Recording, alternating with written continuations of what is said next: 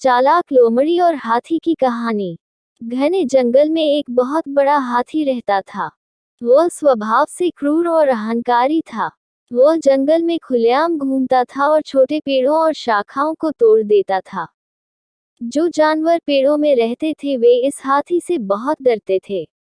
एक दिन हाथी ने गुस्से में कुछ पेड़ों को गिरा दिया, जिससे उन पेड़ों पर रहने वाले पक्षियों के अंडे और घोंसले जमीन पर गिरकर नष्ट हो गए।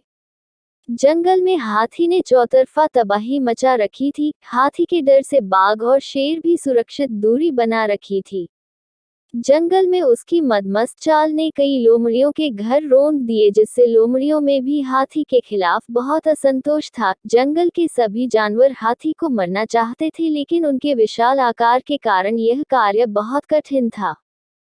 फिर सभी लोमड़ियों की एक बैठक बुलाई गई। बैठक में यह असंभव कार्य करने का जिम्मा एक बहुत ही चालाक लोमड़ी को सौंपा गया था। लोमड़ी ने अपनी योजना को अंजाम देने से पहले कई दिनों तक हाथी के व्यवहार का अध्ययन किया। एक दिन लोमड़ी हाथी से मिलने गई और उससे कहा, महाराज, आपसे बात करना जरूरी है।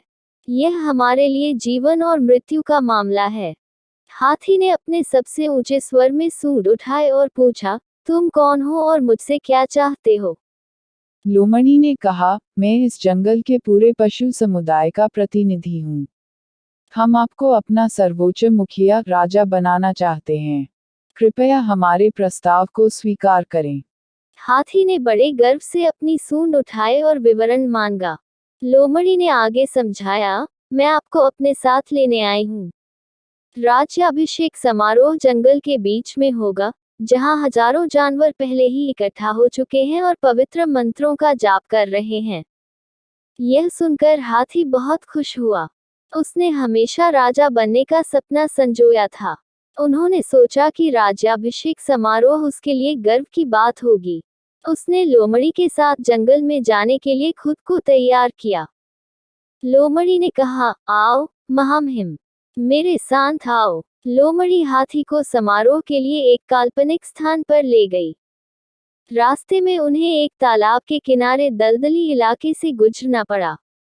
लोमड़ी हल्के शरीर वाली होने के कारण बिना किसी कठिनाई के छोटे से दलदली क्षेत्र को पार कर गई।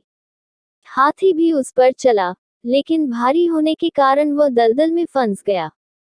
उसने जितना अधिक दलदल से बाहर निकलने की कोशिश की, वह उतना ही गहराई में चला गया। वह डर गया और लोमड़ी को पुकारा, प्रिय मित्र, कृपया मेरी मदद करें। मैं कीचड़ में डूब रहा हूँ। अब मेरे राज्याभिषेक का क्या होगा? अपने अन्य दोस्तों को भी मेरी मदद करने के लिए बुलाओ। लोमड़ी ने कहा, मैं तुम्हें बचाने नहीं जा रहा हूँ, तुम इसी योग्य थे। तुम जानते हो तुम अन्य जानवरों के साथ कितने क्रूर रहे हैं। तुमने पेड़ों की शाखाओं को निर्दयता से नीचे खींच लिया, जिससे पक्षियों के अंडे फूट गए। तुमने लोमड़ियों के बिलों पर रौंदा गया। तुमने देखा कि हमारे भाई बहन तुम्हारे भारी पैरों के नीचे दबे हुए हैं। तुमने हमें रोते हुए, दया की भीख मांगते हुए देखा, लेकिन इससे आपको कोई फर्क नहीं पड़ा और अब तुम अपने जीवन के लिए भीख मांग रहे हैं। मुझे आपको यह बताते हुए खेद है कि यद्यपि तुम्हारा राज्याभिषेक नहीं हो सका और लोमड़ी चली गई। हाथी दलदल से बाहर नहीं निकल पाया और वहीं मर गया। शिक्षा। हाथी और लोमड़ी की कहानी से हमें शिक्षा मिलती है कि हमें कभी भी अपनी ताकत के घमंड में दूसरे जीवों को परेशान नहीं करना चाहिए।